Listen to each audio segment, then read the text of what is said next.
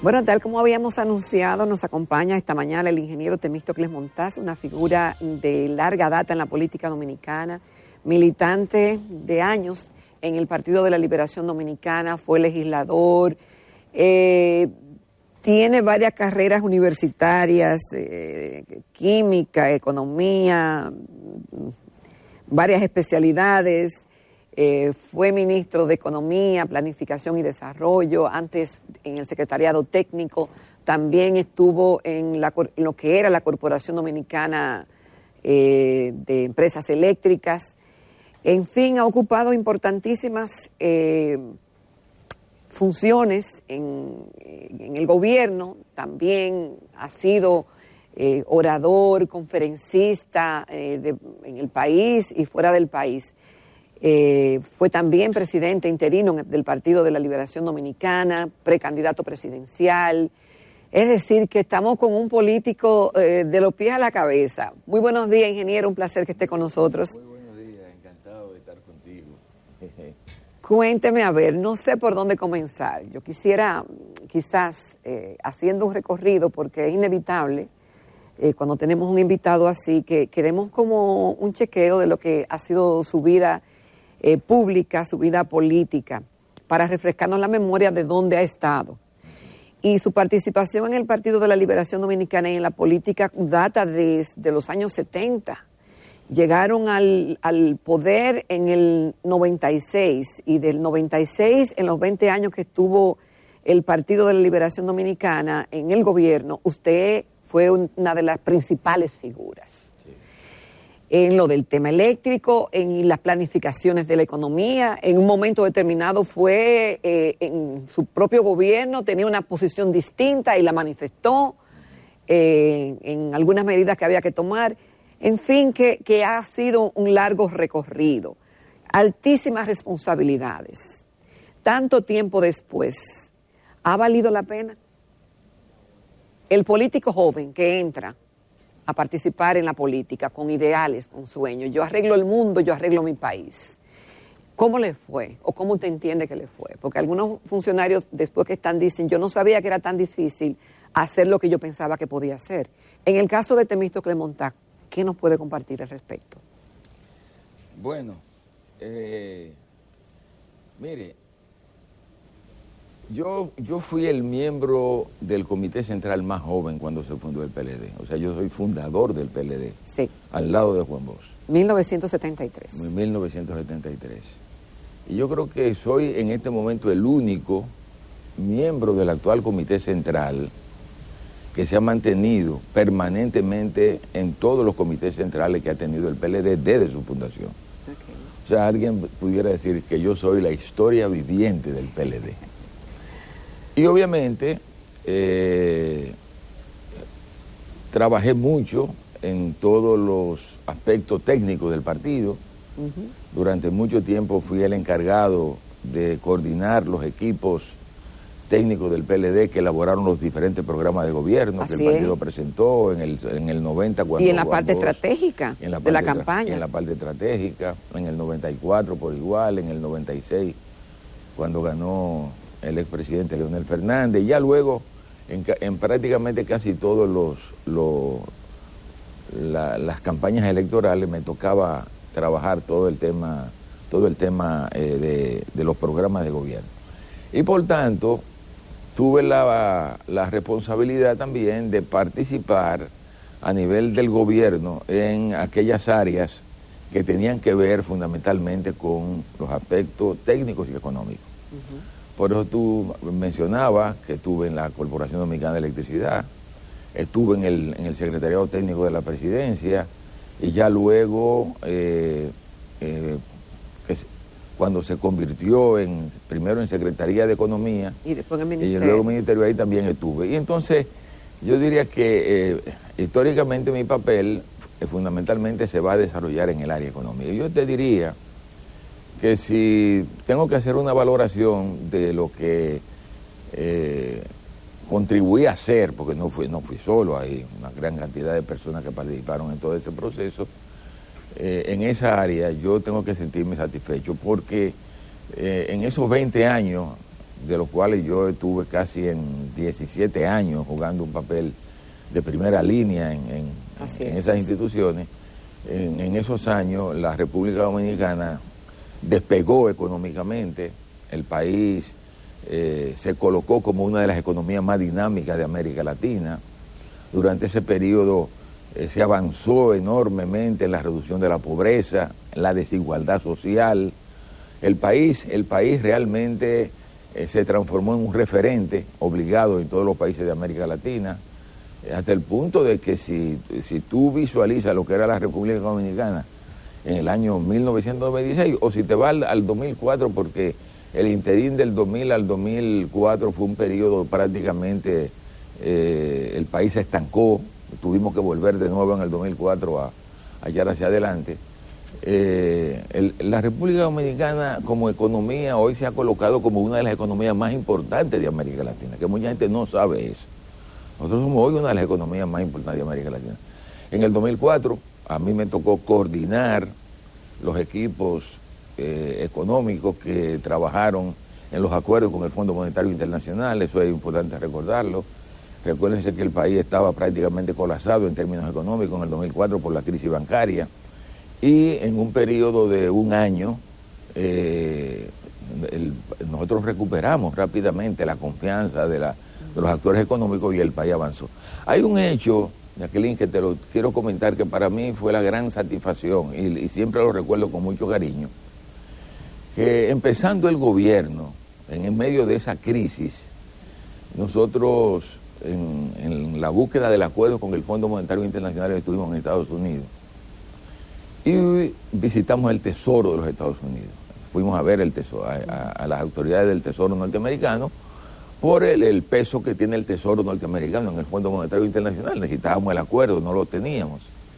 Y entonces, cuando fuimos a reunirnos con el Tesoro, yo recuerdo que nos recibió la asistente del secretario del Tesoro, una señora que se llama, creo que debe estar viva, Nancy Lee, y su preocupación era la situación desastrosa que había en la República Dominicana, que había que buscar la solución a ese problema, que era una situación calamitosa, y que obviamente en la línea de enfrentar esa situación, el gobierno dominicano podía contar con el apoyo del gobierno de los Estados Unidos. Eso ocurre empezando el gobierno. Al año siguiente volvimos al Tesoro norteamericano, volvimos a visitar al Tesoro norteamericano, porque teníamos que negociar con el Club de París. El proceso de negociación no solamente era el fondo, había que negociar con el Club de París, la deuda del país, había que negociar con el Club de Londres, que son los bancos privados, y entonces para todo eso se necesitaba de alguna manera el apoyo del Fondo Monetario Internacional. Y el apoyo del Fondo Monetario Internacional implicaba el apoyo del Tesoro de los Estados Unidos. Entonces fuimos al Tesoro de nuevo. ¿Y vio a la señora Lee? De nuevo a la señora Lee. Y lo que fuimos fue a pedirle el apoyo para las negociaciones con el Club de París, que necesitábamos el apoyo. Y ella dijo ahí una cosa que a mí nunca se me ha olvidado. Me dijo, mire, ustedes pueden tener la seguridad de que van a contar con el apoyo de nosotros siempre.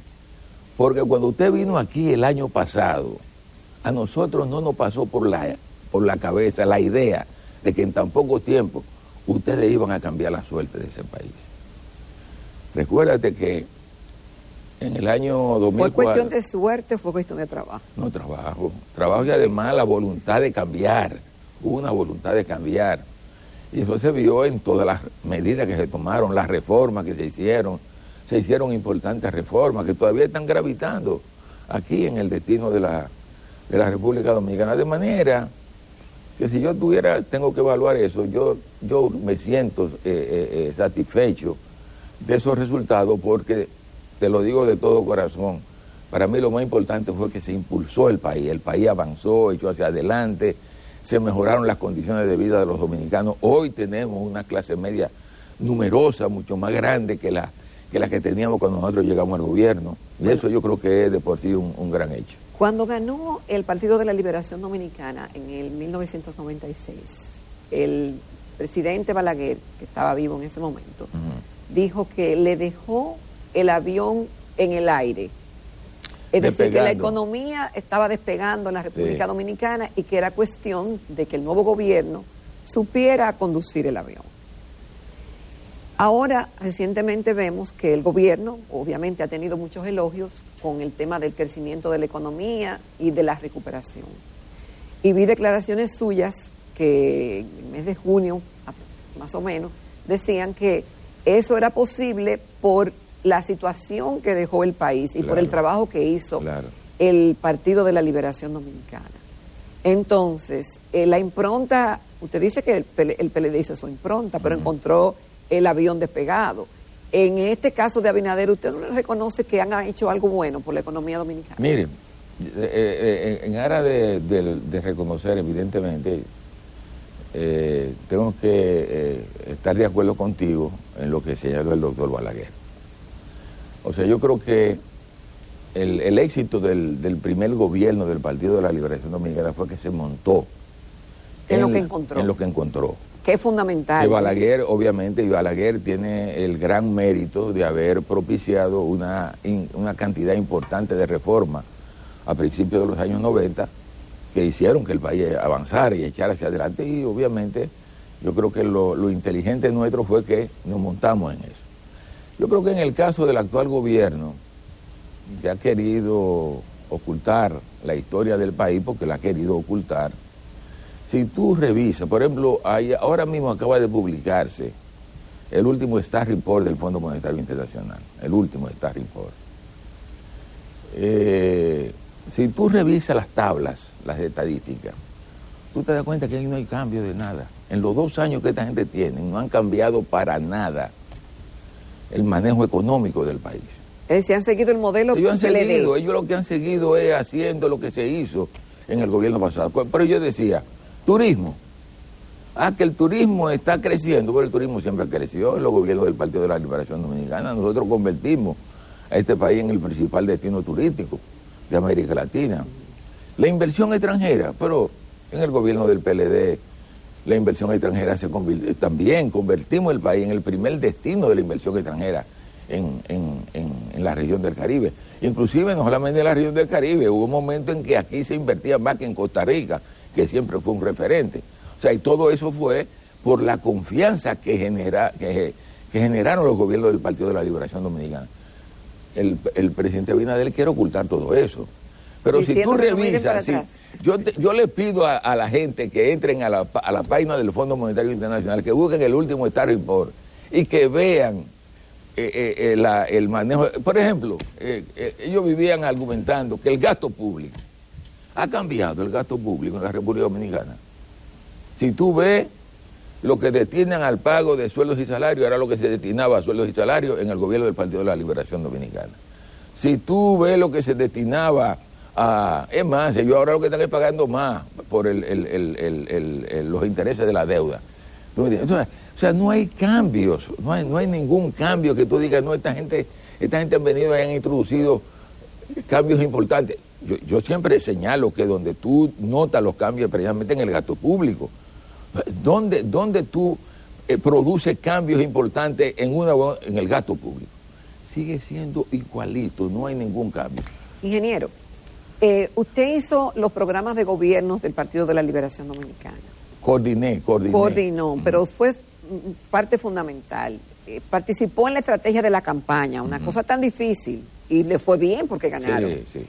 En el tema de los programas de gobierno y estar usted al frente del ministerio tan importante de Economía, Planificación y Desarrollo, lograron muchos éxitos, el país creció y es evidente que la fisionomía, si se puede llamar de alguna manera, de la República Dominicana es distinta a lo que era hace décadas. Claro.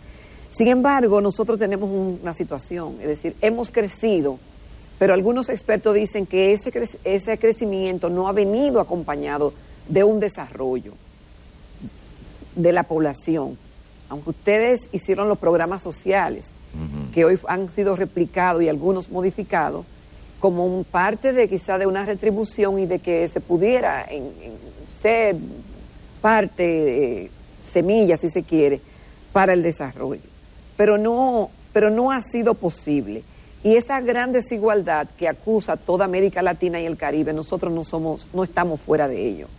¿Qué le faltó por hacer al PLD, así en reflexión, para que tuviéramos más desarrollo en el país? No, yo pienso que tiempo, porque es un problema de tiempo, Jacqueline. Yo creo que, pero que sigue habiendo mucha desigualdad. No, voy a eso. Mire, a la hora de abordar el tema del desarrollo, usted tiene que tomar muy en cuenta el punto de partida.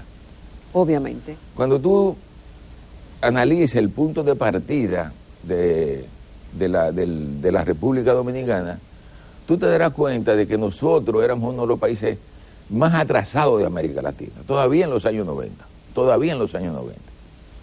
Que el impulso a este país, evidentemente, comienza a partir del momento en que se hace Balaguer la reforma. Eso le da un impulso al país que es innegable, que uno tiene que reconocerlo. Y el país comienza a avanzar, pero comienza a avanzar desde los niveles más bajos. Entonces, nosotros estábamos por debajo de países de Centroamérica, nosotros estábamos por debajo de países, o sea, la generalidad de los países de América Latina, con excepción de Haití, posiblemente. El país ha cambiado en términos, digamos, de infraestructura, de modernidad, pero también en términos sociales. En términos sociales, recuérdate. Pero seguimos siendo muy desiguales. Sí, a eso voy. También se redujo la desigualdad. Nosotros, por ejemplo, encontramos en el año 2004 que la desigualdad social en la República Dominicana, cuando tú la mides por el coeficiente de Gini, estaba por encima de 0.5. O sea, lo normal es, 0 es perfecto, 1 es totalmente desigual. Estábamos en la mitad nosotros. Cuando entregamos el gobierno estaba en 0.4. O sea, había bajado. Por eso que tú señalas, por los programas sociales, porque pusimos en marcha la seguridad social. Yo creo que uno de los aspectos fundamentales de un gobierno que quiere hacer avanzar a un país es impulsar la seguridad social. Mucha gente no sabe que Europa, por ejemplo, los países europeos, son países donde hay inclusión social, hay cohesión social, porque impulsaron la seguridad social, y posiblemente diferente a la nuestra, porque esa es una seguridad social que te garantiza salud plenamente. O sea, no es que tú vayas a un sitio y te van a recetar algo y tú vas a tener que sacar dinero de tu bolsillo, no. La seguridad te la garantizan plenamente. Entonces, ese ha sido un factor fundamental de atenuación de la desigualdad social. Por eso, cuando tú vas a Europa, tú te vas a encontrar que en Europa el coeficiente de Gini es 0.3 y 0.35, mientras que aquí somos 0.4, 0.42, ellos lo han bajado a 0.3, 0.35. ¿Por qué? Por las políticas sociales que pusieron en marcha. Aquí nosotros iniciamos ese proceso. Se construyó un sistema de seguridad social no perfecto, que hay que perfeccionarlo, hay que hacer reformas todavía para hacerlo avanzar. Se pusieron en marcha, como tú muy bien señalas, los programas de transferencia condicionada, que ayudaron mucho, los programas en educación, de alimentación y ese tipo de cosas. Entonces, ¿qué te diría yo? Faltó tiempo, pero la idea de hacia dónde íbamos, yo creo que era la correcta. Por eso siempre nosotros planteamos como meta el 2030. Acuérdate que nosotros inclusive hicimos la Estrategia Nacional de Desarrollo 2030. Pero no la cumplieron, ingeniero. No, se va avanzando. Nada más hicieron, yo recuerdo como una llamada reforma tributaria en su momento, porque lo decía la estrategia, pero después olvidaron todas las otras cosas de la estrategia. La reforma tributaria de la estrategia no se hizo. Lo que digo es que yo lo que le hago ver a todo el mundo es que los países que llegaron al desarrollo no llegaron de la noche a la mañana, tomaron tiempo. ¿Por qué no se hizo la Estrategia Nacional de Desarrollo? Se desarrolló, se implementó, y el informe Atali, y todos esos informes para lograr realmente un país mucho más robusto en términos económicos, donde hubiera más inclusión social y donde estuviera más organizado. ¿Qué pasó? ¿Fueron factores políticos o factores de otra naturaleza? No, todo es político, todo es político. Al final de cuentas todo es político. Al final de cuentas todo es político. Sí. Al final de cuentas todo es político. Factores que de una u otra manera obstaculizan el desarrollo de... ¿Quién lo decide? Cuando son factores políticos, ¿lo decide en el PLD, el comité político o es potestad del presidente de la República? El presidente de la República que decide eso. Al final de cuentas es el presidente. Entonces, si nosotros decimos que el país avanzó en los gobiernos del PLD, ¿por Leonel y Danilo o por el PLD? Fueron importantes. el papel que jugaron los dos. Sí, claro que sí. Y obviamente el hecho de que tenían un equipo al lado que le ayudó, que le impulsó, que le orientaba, pero eran ellos los que tomaban las decisiones. Era una trilogía, decía la gente, ingeniero, y ya vamos casi a una pausa, pero como tenemos tantos temas, era una trilogía que decían que era Leonel, Danilo y Temo. Y excúseme la informalidad, por decir los tres nombres, hay dos expresidentes y usted. ¿En qué momento se quiebra eso? Y usted quiere ser candidato y entonces habla de que lo pasado. ¿Cómo es eso? No, bien. Yo pienso que esa es otra historia. Esa otra historia, porque por en el supuesto. fondo yo pienso que lo he dicho. Pero era así. Bueno, esa trilogía, esa amistad tan cercana, esa filosofía. Es cierto, porque a nosotros nos tocó en gran medida ser los propiciadores de esa transición que se dio entre el 94 y el 96. Fuimos nosotros tres los que estuvimos impulsando ese proceso, y además impulsamos ese proceso, digamos, de relevo generacional que se dio al interior del Partido de la Liberación Dominicana. Pero lo hicimos en un contexto donde entendíamos que estábamos comprometidos con el proceso democrático, que entendíamos que un elemento fundamental de la democracia era la alternancia, producir cambios alternativos, y con el tiempo nos dimos cuenta que uno de los participantes no estaba tan comprometido con la idea de la alternancia, creía que debía gobernar el país en forma, diría yo, que casi indefinida, aunque ese era el doctor tratando siempre de establecer un mecanismo de diferimiento, pero al final de cuentas era la idea de que se había convertido en un hombre imprescindible, insustituible, y yo pienso que en la democracia no es así. Y ahí vinieron los por ahí vinieron las diferencias. Yo creo que también eso ocurrió con el compañero Danilo Medina. Esa actitud de ver que se creía que era el único que es decir, los dos hicieron lo mismo. Pero eso no es consustancial al político. Más el primero que el segundo. Es decir, más Leonel que Danilo. Claro, y lo sigue siendo. Nada más usted tiene que ver que todavía quiere seguir siendo presidente de la República, después de haber sido 3 veces Dicen que la Constitución no se lo impide. La Constitución no se lo impide, y al fin y al cabo la gente elige si cree que... O sea, todo parte de los problemas que han habido, a lo que tú decías, pues yo te dije, los problemas políticos tienen que ver con eso. El no haber podido, en el caso fundamentalmente electoral, haber establecido una regla clara, una regla de juego clara que se mantuviera en el tiempo. Porque siempre he dicho que cuando en el año 2002 el expresidente Hipólito Mejía hizo la reforma que estableció 2 periodos y nunca más, si eso se hubiese mantenido, aquí no hubiese habido problema en la República Dominicana. Bueno, con su permiso y el de los señores televidentes, vamos a una pausa breve y retornamos con nuestro invitado. Continuamos en Telematutino 11 esta mañana conversando con el ingeniero Temístocles Montaz, miembro del Comité Político del Partido de la Liberación Dominicana, exministro de Economía, ingeniero químico, ingeniero industrial, economista. Bueno, muchísimas profesiones. Y recalco eso porque a veces la gente no sabe que para ocupar ciertas posiciones hay que tener la preparación para hacerlo. Ingeniero, hoy despertamos con la información, otra vez, económica, por ejemplo, de que la tasa de política monetaria del Banco Central fue aumentada de 7.25 a 7.75% anual. Se ha ido aumentando en varias oportunidades, acá como receta que se parece estar aplicando en el mundo para reducir la inflación. Me gustaría que usted nos valorara esas medidas que ha estado tomando el Banco Central, qué piensa de la economía dominicana, y si le puedo agregar algo más, algunos pronostican lo que se llama una tormenta perfecta y que viene un cataclismo y que lo peor todavía no ha venido en términos económicos. ¿Cuál es su visión de todo esto que ha estado pasando y con relación a la República Dominicana? Bueno, la decisión del Banco Central no puede verse desvinculada de la decisión que la semana pasada tomó la Reserva Federal de los Estados Unidos. En el comunicado del Banco Central no se menciona para nada eso, pero en el fondo la decisión del Banco Central es en gran medida una decisión que responde a ese incremento también de las tasas de interés en los Estados Unidos.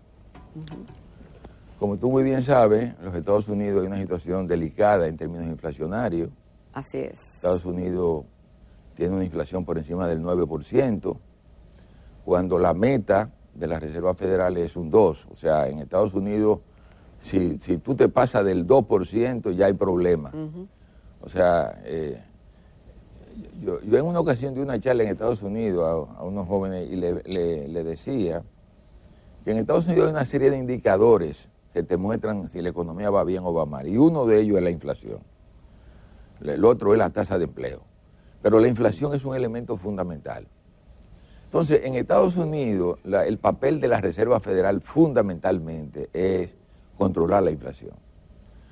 Por tanto, a la hora de decidir entre inflación y crecimiento de la economía, la Reserva Federal se va por la inflación. Y nosotros también. A eso voy. Entonces, ¿qué pasa? En Estados Unidos, fíjate que ya como consecuencia de las medidas que ha venido adoptando la Reserva Federal, el país ha entrado en un proceso que ya técnicamente es de recesión.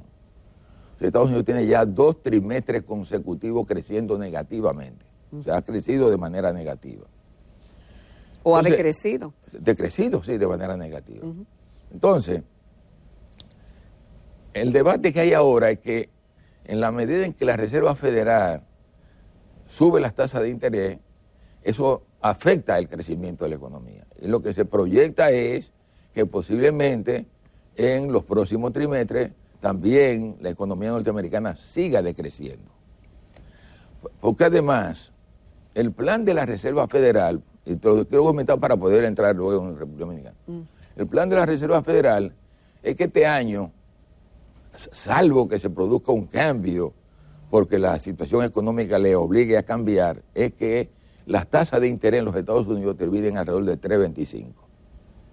3.25. En este momento está en 2.50. O sea, significa que todavía le faltan 75 puntos básicos para llevarla a 3.25. Por eso se espera que en el mes de septiembre, que se vuelve a reunir la Junta de la Reserva Federal, se incremente de nuevo la tasa de interés en los Estados Unidos. Eso significa que aquí, vamos a subir la tasa de interés. Porque hay el Banco Central se va a mover en función de cómo se mueva la Reserva Federal. Por una razón elemental. O sea, aparte de todo lo que señala el Banco Central, el elemento fundamental es el siguiente. Es que si no suben las tasas de interés aquí, los cuartos se van para Estados Unidos, los dólares se van para Estados Unidos. O sea, es más atractivo para el que tenga dólares depositarlos en los Estados Unidos que dejarlo en la República Dominicana. Y por tanto, si la famosa frase, dolarízate y claro. Y por eso el Banco Central tiene que seguir manteniendo atractiva las tasas de interés en la República Dominicana. Y por eso sube la... Es decir, que es correcta la medida. Tasa de interés. En cierta medida sí. Ahora, ¿cuál es el efecto? Ahí viene. Y esto yo creo que es la parte importante, que tenemos que entenderlo. Porque aunque a lo mejor no es el interés del Banco Central, eso termina generando un impacto en el crecimiento de la economía. O sea, no es lo mismo que la economía se mueva con una tasa de interés del 2% que se mueva con una tasa de interés del 7%. O sea, es más caro el dinero y por tanto los inversores lo piensan. O sea, para ti, por ejemplo, vamos a suponer que eres ahorrante, es bueno que te suban las tasas de interés. Tus ahorros te van a pagar mal, pero el que invierte no. El que invierte, que busca dinero prestado para invertir, le va a salir más costoso y por tanto eso termina restringiendo la marcha de la economía, que es lo que está ocurriendo en los Estados Unidos. ¿Usted ve el panorama negro o usted ve el panorama que es positivo? Yo diría que lo que no veo claro es la idea de las autoridades del Banco Central de que las proyecciones de crecimiento van a ser las que ellos han previsto. Yo creo que... Puede cambiar. Puede cambiar. Puede cambiar. Ingeniero, en este gobierno, el gobierno del PLD se criticó porque se endeudó. Algunos llegaron a decir que ese crecimiento fue con deuda. Y ahora, ¿qué opinión le merece el endeudamiento de este gobierno? Mire, en realidad... Porque estábamos hasta el tope, supuestamente. Es una situación complicada para este gobierno, porque este es un gobierno que no ha podido primero hacer una reforma tributaria. Y tenía que hacerlo. Yo le diría que sí, Yo diría que sí.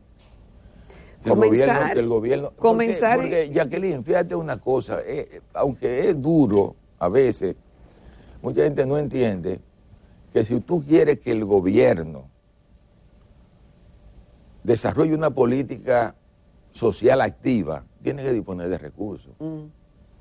Si el gobierno no dispone de recursos, no puede desarrollar una política social activa. Por ejemplo, yo te voy a poner un caso muy concreto que yo creo que tú lo vas a entender de inmediato. Este país necesita más recursos para la salud. Sí. Pero mucho más recursos para la salud. ¿De dónde lo sacan? ¿De dónde lo sacan? Ahora, sí, eso es cierto, pero la gente dice, necesita recursos. Por ejemplo, tenemos el caso de la tarifa eléctrica, que ha subido exorbitantemente. Pero concomitantemente con eso, los funcionarios de la Superintendencia de Electricidad escandalosamente se aumentaron. Eso es un error, un grave error. Entonces, algunos dicen, sí, nos van a exprimir a nosotros, pero mientras tanto hay corrupción, que se le acusa al PLD de que hizo muchas cosas, pero era un gobierno corrupto. Entonces, ¿cómo equilibrar esas cosas, ingeniero, y que no se salgan de la mano? ¿Cuál es cuál es el mensaje? ¿Cuál es la experiencia? El mensaje es que obviamente el gobierno tiene que ser el principal garante del manejo pulcro de los fondos públicos. Esa es la realidad, eso tiene que ser así. Yo pienso que ahora con este tema, digamos, de la electricidad, el gobierno cometió errores garrafales. ¿El suyo y este? No, este gobierno. Pero el del PLD también. Porque el gobierno nuestro nunca no manejó escalada de la tarifa eléctrica. Pero tuvo como en el PLD fue que comenzó el famoso subsidio. Y mientras existe ese subsidio, no hay éxito en el manejo. Pero Jacqueline, el subsidio en gran medida fue un factor para atenuar el incremento de los precios de las tarifas, que fue el error de este gobierno, porque fíjate que lo que ocurre.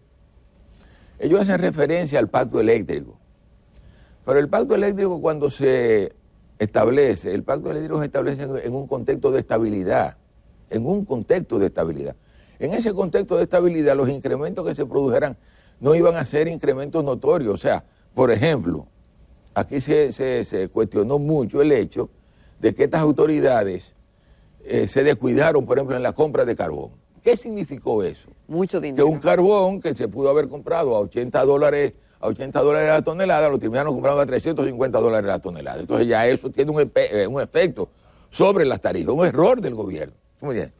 Pero además el otro error del gobierno, ¿cómo es posible que tú establezcas un tope al precio de los combustibles, saludable para que no se transfiera a los consumidores, y no establezca un tope a la tarifa eléctrica? Un error. Con todo y el pacto eléctrico, eso fue un error del gobierno. Vinieron a darse cuenta ya cuando comenzaron a generarse la protesta, cuando se anunciaba que iba a haber protesta.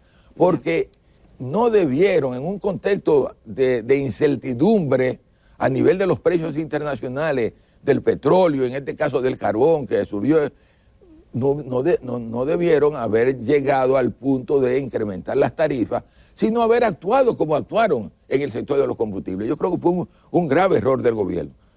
El presidente lo subsanó al final de cuentas, pero ya era tarde porque ya había tenido el efecto sobre la población. Ingeniero, ¿este gobierno ha sido exitoso en el Ministerio Público y en la lucha contra la corrupción?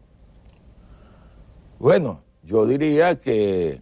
¿Cómo usted lo ve? Hay que reconocer que él ha dejado en libertad a los incumbentes, digamos, del Ministerio Público para que actúen. Y obviamente lo que hay que esperar ahora los resultados, porque una cosa es el Ministerio Público y otra cosa es la justicia. ¿Y cómo se siente usted como PLDista, como presidente interino, como ex precandidato presidencial del partido, las numerosas acusaciones? En un momento determinado la procuradora dijo que tenía más de 500 casos de corrupción. Ahora hay algunos instrumentados enormes, grandes, que acusan al PLD como corrupto. ¿Cómo usted se siente y qué usted No, porque espera? no es un problema del PLD. Yo creo que lo que hay que tener claro es que las responsabilidades son individuales. El PLD ha sido muy claro, el PLD condena los actos de corrupción, lo ha condenado siempre, y lo que entiende es que todo aquel que se ha encontrado culpable, que pague por su culpa, que pague por su culpa. El PLD no se compromete con nadie que haya cometido actos de corrupción. Lo que nosotros sí reclamamos es que se respete el debido proceso y que sea la justicia la que tome la decisión, y que el que se le evidencie que cometió actos de corrupción, que sea condenado. Entonces no hay ningún problema. ¿Usted cree que la población preferirá volver con el PLD en el 2024? Bueno, yo pienso que como van las cosas, sí, porque aquí lo que estamos observando, primero, es un deterioro de las condiciones de vida. O sea, hay un problema serio de incremento de los precios, que la gente lo percibe cuando va al supermercado, cuando va a la tienda. O sea, la gente no está conforme con lo que está ocurriendo en República Dominicana. Los precios muy altos. Yo pienso que el tema de la inseguridad ciudadana es otro tema que está afectando severamente a este gobierno. Esto es todos los días, anuncios de muerte por todos los lados. Y entonces yo creo que al margen de todo, yo creo que lo que va a pesar en el ánimo colectivo a la hora de decidir en el año 2024 es cómo me afectó esta gestión gubernamental mi condición de vida. Bueno, ingeniero, mire, ha sido un gusto para mí conversar con usted. Hace mucho que yo quería tener esta conversación y en realidad se me quedan muchos temas. Así que yo espero que... Usted me invita de nuevo, yo vengo. Que vuelva, sí, porque la agenda es larga y hay muchas cosas. Así que muchas gracias por su tiempo. No, encantado de estar contigo. Bueno...